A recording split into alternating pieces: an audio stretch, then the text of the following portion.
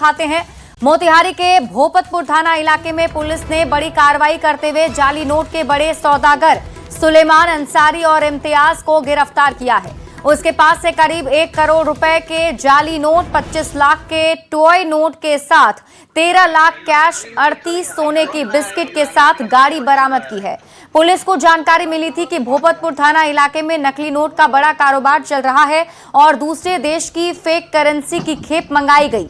SDPO के नेतृत्व में 5 थाने की पुलिस ने रात भर छापेमारी की और 4 लोगों को हिरासत में लिया है। नोट डबलिंग और जाली नोट के कारोबार में शामिल शातिर लोगों को ठगते थे, उन्हें नकली नोट देकर कम पैसा लेते थे और फिर उसे पैसे को पुलिस की वर्दी पहनकर अपने सहयोगियों से छिनतई करवाते थे।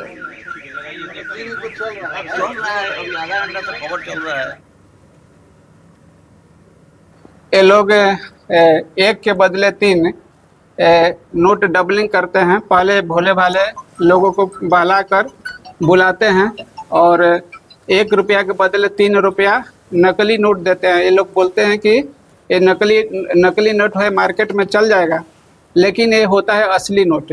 और फिर ये क्या करता है कि वो मार्केट में जब चल जाता है तो फिर उसका लालच बढ़ता है और वो 1 लाख 2 लाख रुपया देता है। जब राशि ज़्यादा होती है तो ये लोग 2-3 काम करते हैं। पहला काम करते हैं कि या तो ऊपर ओरिजिनल नोट और नीचे जाली नोट देकर और पुलिस के भेष में किसी को खड़ा करके बोल देते हैं कि भागो जल्दी पुलिस आने वाली है। दूसरा, यदि राशि ज़्यादा हो, 10 लाख रुपया हो या 5 लाख रुपया हो, तो ये लोग स्वतः जाकर उन लोगों को छीन लेते हैं। पटना के बाजार समिति गोलीकांड में अभी तक अपराधियों को पुलिस गिरफ्तार नहीं कर पाई है। पुलिस के हाथ अभी तक खाली हैं, जिससे व्यवसायियों में काफी नाराजगी दिख रही है। मामले में कार्रवाई की मांग पर व्यवसायियों ने धरना प्रदर्शन भी किया और प्रशासन से सुरक्षा की मांग की है। बाजार समिति फल मंडी से और अधिक जानकारी दे रहे हैं न्यूज 18 संवाददाता धर्मेंद्र कुमार।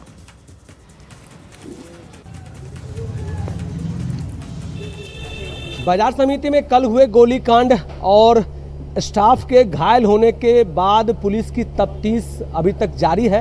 हालांकि पुलिस को इसमें कोई सफलता नहीं मिली है।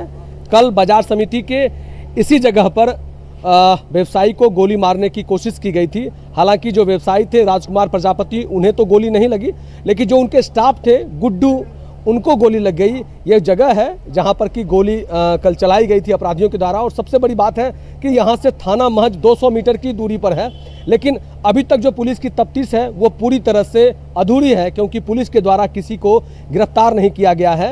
यही जय हिंद फ्रूट कंपनी है, राजकुमार प्रजापति ऑनर है, 194 नंबर शॉप है और यहाँ ही पर कल गोली चलाई गई थी। 5 राउंड गोली चलाने की बात सामने आई है। क्या हुआ था कल यहाँ पर? यहाँ पर हम लोग माल तोड़ रहे थे और पैकार थे, इसे लूट कर रहे थे, तब किसी से इधर से आया, उसको लग गया ना, गुड्डू को लगा, इस सामने लगा है साइड में, इसके बाद से लगा इस पर। तब उसको ले जाने के लिए हम लोग तैयार हो गए। जब तैयार हुए बैठाने के लिए, तब तक 2 राउंड हो रहा है, तो हम लोग भाग कर अब अंदर समा। उसका इलाज चल रहा है? हाँ, इलाज चल रहा है। किसी की गिरफ्तारी नहीं हुई? ना, अभी नहीं हुई है। लेटर इशू के बावजूद भी कार्रवाई नहीं किया। ऐसे थाना प्रभारी, सुस्त थाना प्रभारी को पूरे व्यापारी लोग हम लोग स्पष्ट रूप से कहें कि उनको हटाया जाए, पहला मांग है। दूसरा है कि बाजार समिति में 4 गेट है और यहाँ लगभग हमारे 500 व्यापारी हैं, आलू के, प्याज के, मछली के, फल के, बकरा के, बकरी के, मछली सबके। तो इनकी सुरक्षा सबसे पहले अहम है, इसलिए माननीय मुख्यमंत्री जी से कहेंगे कि पहले ये पूरी यार्ड को सीसीटीवी कैमरा लगाएं। 4 गेट में 2 गेट बन गया, 2 गेट का और निर्माण कराएं कि ताकि कोई भी मंडी में एंट्री करे, उनका फुटेज हमारे जिला प्रशासन को, एसोसिएशन को होना चाहिए कि हमारे व्यापारी सुरक्षित रहें। जिस तरह से यहाँ पर कल 5 राउंड फायरिंग हुई और सबसे बड़ी बात है कि जो फायरिंग हो रही थी तो साइलेंसर लगे पिस्तौल से फायरिंग हुई है और गोली किधर से चली ये लोगों को पता नहीं चल पाया। लेकिन पुलिस की जाँच और तफ्तीश अभी तक अधूरी है। न्यूज 18 के लिए पटना से धर्मेंद्र कुमार। मुजफ्फरपुर में बीडीओ की पत्नी की संदिग्ध मौत के मामले में आरोपी बीडीओ की गिरफ्तारी के बाद अब उसकी कथित प्रेमिका अनु कुमारी को भी गिरफ्तार कर लिया गया है। इस कार्रवाई के बाद पूरे मामले ने नया मोड़ ले लिया। पुलिस के अनुसार गिरफ्तार अन्नू कुमारी सीतामढ़ी के सुरसंड की रहने वाली है और वर्तमान में बेगूसराय के एक थाने में सब इंस्पेक्टर के पद पर काम करती है। टीम ने उसे सीतामढ़ी से हिरासत में लेकर पूछताछ के बाद कार्रवाई शुरू कर दी। जब जांच एजेंसियां उसके और वीडियो आरोपी के बीच संबंधों, कॉल डिटेल, डिजिटल साक्ष्य और अन्य अहम पहलुओं की बारीकी से पड़ताल कर रही है। अब कथित प्रेमिका अन्नू कुमारी की गिरफ्तारी के बाद इस मामले में कई नए राज खुलने की संभावना जताई जा रही है। खबर पटना से है, जहां अपहरण की घटना से गुस्साए लोगों ने सड़क जाम कर दिया है। उन्होंने न्यू करबिगैया पूरी तरह जाम कर दिया और अगवा बंटी की सकुशल बरामदगी को लेकर हंगामा किया है। घटना की सूचना मिलने पर जनसुराज के संस्थापक प्रशांत किशोर मौके पर पहुंचे और पीड़ित परिवार से मुलाकात की है। इस पर नेतागिरी करने से आपका बच्चा का जान जरूरी है, उसको आने दीजिए, आने दीजिए, घबराइए नहीं, यहाँ बैठने से नहीं होगा। ये लोग कह रहे हैं कि 2 दिन में।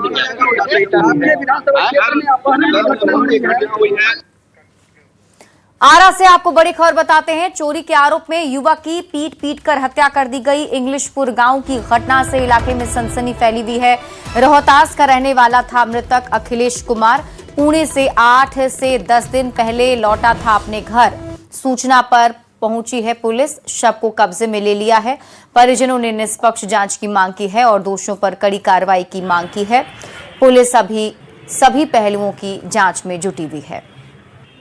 मतलब हमको सुबह में मालूम चला कि मतलब कि साहब लोग फोन किए हैं पुलिस द्वारा। हाँ, क्या मालूम चला? यही कि आपका भाई सदर हॉस्पिटल में है, डेथ कर गए। मतलब कैसे जख्मी हुए, कुछ बताए लोग? वो तो बताएं कि चोरी के मतलब कि इल्जाम में मतलब गांव वाला पीटा है। किस गांव में घटना हुई? ये तो पता नहीं है। आपके भाई कहाँ रहते थे? मैं पूना रहता था। पूना रहते थे। कब आए लौटे थे पूना से? हो गया 10 दिन। बांका से बड़ी खबर मिल रही है। डबल मर्डर का मुख्य आरोपी गिरफ्तार कर लिया गया। बेगूसराय के तेघड़ा से गिरफ्तारी हुई है और दूसरा आरोपी सचिन अभी भी फरार है। अमरपुर में डबल मर्डर हुआ था। सिट्टू और गुंजन सिंह की गोली मारकर हत्या हुई थी। तो इस वक्त की बड़ी खबर आपको बांका से बता रहे हैं। डबल मर्डर के आरोपी की गिरफ्तारी हो गई है। मुख्य आरोपी गिरफ्तार कर लिया गया है। एक विशेष टीम का गठन किया गया था एसडीपीओ सदर बांका के नेतृत्व में और इस विशेष टीम द्वारा तकनीकी, मानवीय एवं पारंपरिक अनुसंधान के आधार पर त्वरित कार्रवाई करते हुए, छापामारी करते हुए 72 घंटे, घटना को प्रतिवेदित हुए 72 घंटे के अंदर इसमें संलिप्त अभियुक्त सोमनाथ सिंह उर्फ सोम कुमार सिंह पिता सुबोध सिंह, ग्राम अठमाहा, थाना अमरपुर, जिला बांका को गिरफ्तार किया गया। जहानाबाद से बड़ी खबर है, जहां शराब पार्टी का एक वीडियो सोशल मीडिया पर वायरल हो रहा है। इस वीडियो में सदर अस्पताल के डॉक्टर और क्लर्क शराब पीते नजर आ रहे हैं। दावा किया जा रहा है कि वीडियो सदर अस्पताल के डॉक्टर और क्लर्क का है।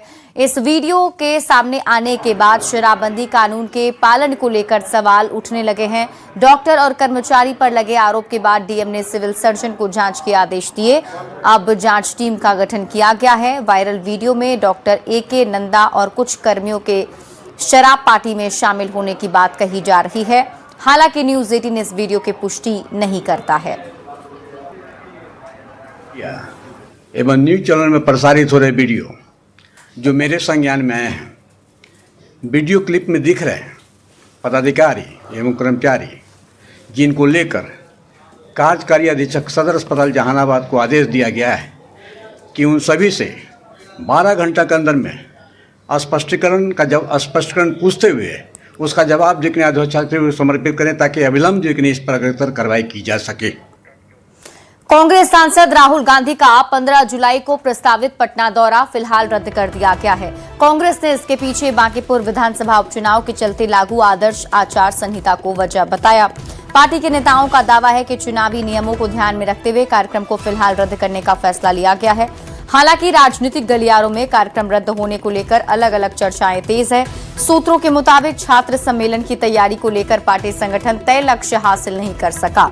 चर्चा है संगठन को करीब 10,000 ऐसे छात्रों का डेटा तैयार करने की जिम्मेदारी दी गई थी जो नीट समेत अन्य प्रतियोगी परीक्षाओं से जुड़े मुद्दों से प्रभावित रहे हैं। बताया जा रहा है कि इन छात्रों के नाम और संपर्क विवरण जुटाने का लक्ष्य रखा गया था। तय समय तक तैयारी पूरी नहीं हो सकी, जिसके कारण कार्यक्रम को लेकर असमंजस की स्थिति बनी रही। हालांकि कांग्रेस इन चर्चाओं की आधिकारिक पुष्टि नहीं कर रही है। राहुल गांधी की पटना में होने वाली छात्र सम्मेलन, जिसका नाम छात्रों की गूंज रखा गया था, वो कैंसिल हो गया है।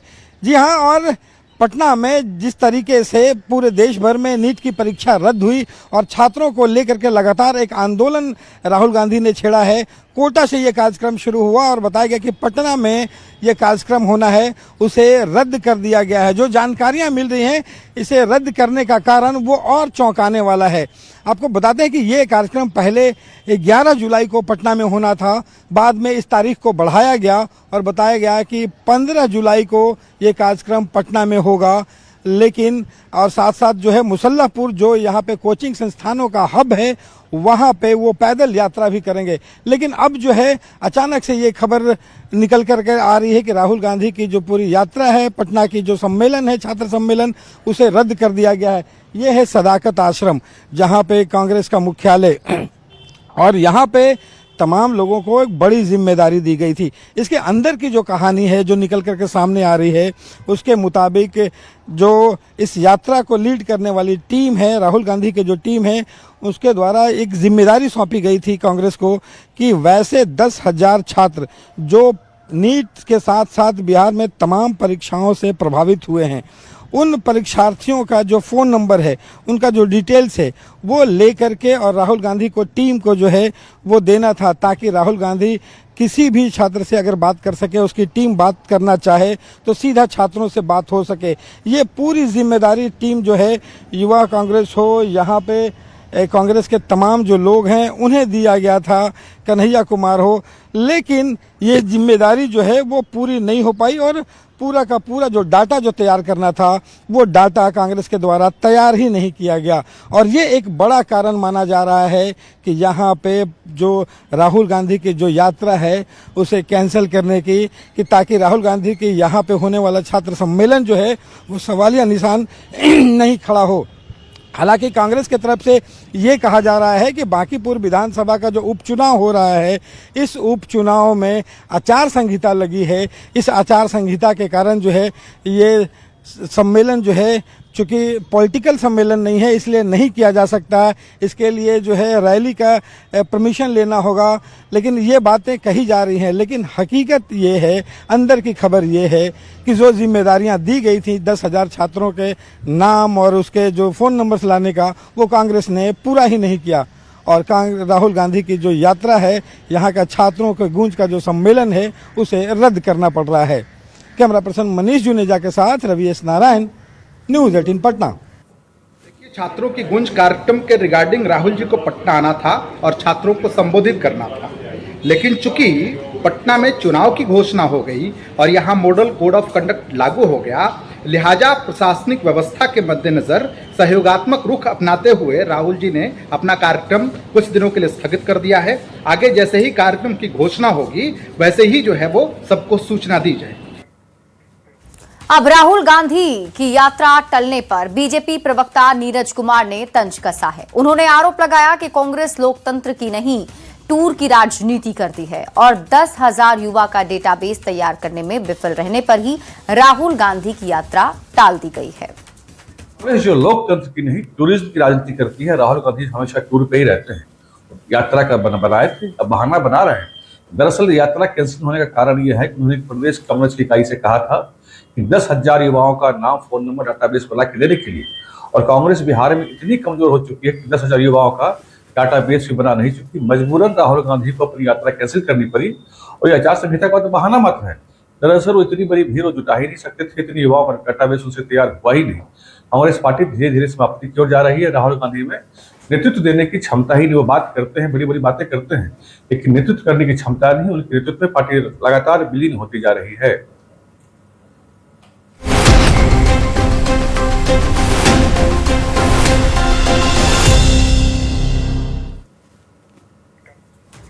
और अब बात बांकीपुर विधानसभा उपचुनाव को लेकर करते हैं। बांकीपुर विधानसभा उपचुनाव को लेकर हलचल काफी तेज है। बीजेपी ने जमीनी कार्यकर्ता को टिकट देकर सियासी हलचल तेज कर दिया है, जिसकी तारीफ जेडीयू के राष्ट्रीय कार्यकारी अध्यक्ष संजय झा ने खुद की है। उन्होंने बीजेपी उम्मीदवार के जीत की भविष्यवाणी भी कर दी। संजय झा ने सम्राट चौधरी की भी जमकर तारीफ की।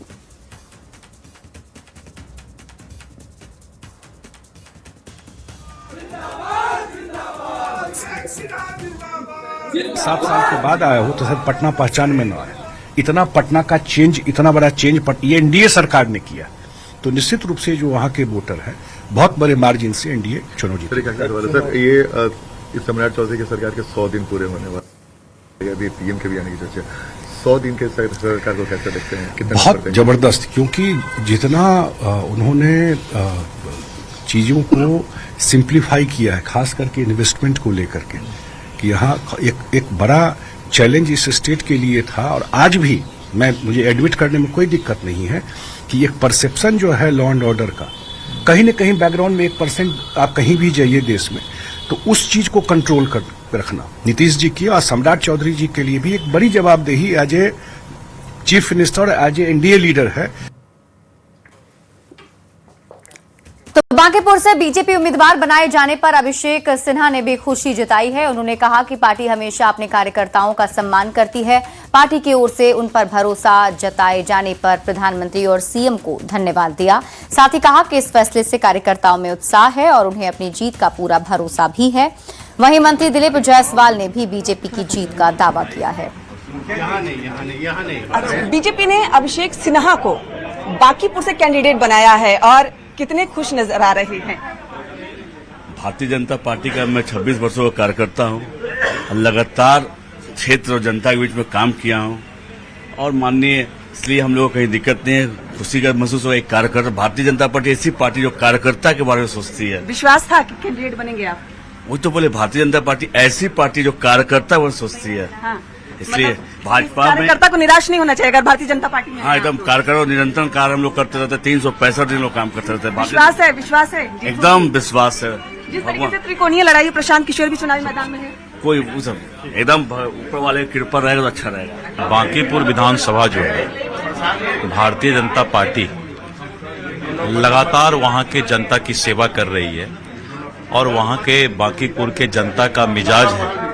मोदी जी, आदरणीय श्री नरेंद्र मोदी जी के नेतृत्व में वहां की जनता अभिषेक सिन्हा जी को जो है भारी बहुमत से विजय बनाएगी, यहाँ कहना है। और कैंडिडेट भी काफी खुश नजर आ रहे हैं, मेहनत करेंगे, प्रचार प्रसार करेंगे और उसके बाद जीत एक तरफा होगी, साफ तौर पे बीजेपी का कहना है। कैमरामैन अजय दुबे के साथ विनीता मिश्रा, न्यूज 18 पटना। और इस बीच आपको बड़ी खबर बताते हैं, गृह मंत्रालय ने अहम बैठक बुलाई है। सीमा सुरक्षा को लेकर अहम बैठक बुलाई गई है। कल केंद्रीय गृह मंत्रालय में बैठक होगी। गृह मंत्री अमित शाह बैठक की अध्यक्षता करेंगे। बैठक में बिहार डीजीपी के साथ ही सभी सीमावर्ती जिले के एसपी भी शामिल होंगे। पटना से मुख्य सचिव, गृह सचिव के साथ सभी सीमावर्ती जिले के डीएम वीडियो कॉन्फ्रेंसिंग के माध्यम से जुड़ेंगे। शाम 6 बजे से बैठक शुरू होगी। बॉर्डर सुरक्षा के साथ घुसपैठ, मादक पदार्थों की अवैध तस्करी, मानव तस्करी से जुड़े मुद्दों की समीक्षा की जाएगी। बॉर्डर की सुरक्षा को लेकर के कल दिल्ली में एक अहम बैठक होने जा रही है और ये बैठक जो है वो एमएचए में होगी, यानी कि केंद्रीय गृह मंत्रालय में होगी। बैठक की अध्यक्षता जो है वो खुद केंद्रीय गृह मंत्री अमित शाह करेंगे और इस बैठक में बिहार से जो है डीजीपी और सीमावर्ती जो जिले हैं, बॉर्डर के जो जिले हैं, उस तमाम जिलों के जो एसपी हैं वो शामिल होंगे। और बताते चले कि पटना से वीसी के माध्यम से सभी जो सीमावर्ती जिले हैं वहां के डीएम और मुख्य सचिव जो है वो शामिल होंगे। बैठक संभवतः शाम 6 बजे से शुरू होगी, जो देर रात तक चलेगी। और बताते ये चलें कि इस बैठक को लेकर के पुलिस मुख्यालय की तरफ से, यानी कि डीजीपी की तरफ से पूरे होमवर्क कर लिए गए हैं। चूंकि पहले ही जो है केंद्रीय गृह मंत्री अमित शाह जो है वो सीमांचल दौरे पे आए थे और सीमांचल में आकर के उन्होंने जो बॉर्डर से जुड़ी जो सुरक्षा का मुद्दा था उसको लेकर के अधिकारियों को कई दिशा निर्देश दिए थे। उन दिशा निर्देश का क्या हुआ, कितना वर्क हुआ, कितना काम हुआ, ये तमाम जो लेखा जोखा जो है वो डीजीपी ने तैयार किया है। और कल जब ये बैठक होगी तो सभी जिले के जो एसपी हैं, सीमावर्ती जिले के जो एसपी हैं, वो बताएंगे कि मानव तस्करी का मामला हो, अवैध जो है मादक पदार्थ तस्करी का मामला हो, घुसपैठ का मामला हो या बॉर्डर की सुरक्षा से जुड़ा जो मामला हो, उसमें क्या करने जा रही है बिहार पुलिस, क्या करने जा रहा है पुलिस प्रशासन के जो अमले हैं वो क्या तैयारी कर रखे हैं। डीएम भी बताएंगे कि किस तरह से जो है वो बॉर्डर की सुरक्षा को लेकर के कदम उठाए जा रहे हैं। तो कह सकते हैं कि कल का ये बैठक बेहद अहम होने जा रहा है। बिहार के अलावा दूसरे भी जो राज्य हैं वहां से भी जो सीमावर्ती जिले के जो एसपी डीएम हैं वो इस बैठक में शामिल होंगे। तो कह सकते हैं कि बॉर्डर को लेकर के, सुरक्षा को लेकर के केंद्रीय गृह मंत्री अमित शाह बेहद गंभीर हैं और यही वजह है कि लगातार इस मुद्दे को लेकर के वो समीक्षा करते हैं और कल बैठक के दौरान भी वो समीक्षा करेंगे। और जो सुरक्षा से जुड़ा जो मुद्दा है, बॉर्डर की सुरक्षा से जुड़ा जो मुद्दा है, सबसे बड़ी बात जो है घुसपैठ, उस पर नकेल कसना जो है वो केंद्र सरकार चाहती है। अमित कुमार, न्यूज 18 पटना। और इस वक्त की बड़ी खबर आपको बताते हैं, बिहार में एनआईए ने बड़ी कार्रवाई की है। बिहार समेत 10 राज्यों और केंद्र शासित प्रदेशों में छापेमारी हुई है। एनआईए ने 20 जगहों पर छापेमारी की। ऑनलाइन आतंकी कट्टरपंथी की साजिश के सिलसिले में तलाशी ली गई। साजिश का उद्देश्य आईएसआईएस और 21 आतंकवादी संगठनों की विचारधारा को बढ़ावा देकर भारत के खिलाफ हिंसक जिहाद के जरिए से इस्लामिक स्टेट की स्थापना करना था।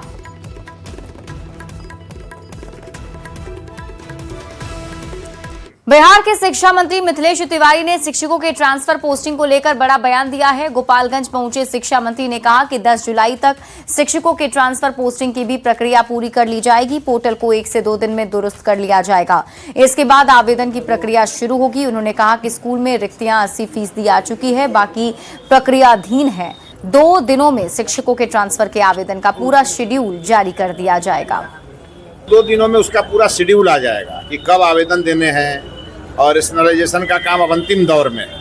और मेरे ख्याल से 10 तारीख से के आसपास ये पूरा शेड्यूल पब्लिक में जारी हो जाएगा और सबके आवेदन लिए जाएंगे। उसके बाद क्रम वाइज ट्रांसफर हो जाएगा। रिक्ति आ गई है? हाँ, रिक्ति लगभग आ गई है, लगभग 80% प्लस रिक्ति आ गई है और बाकी और प्रक्रिया में।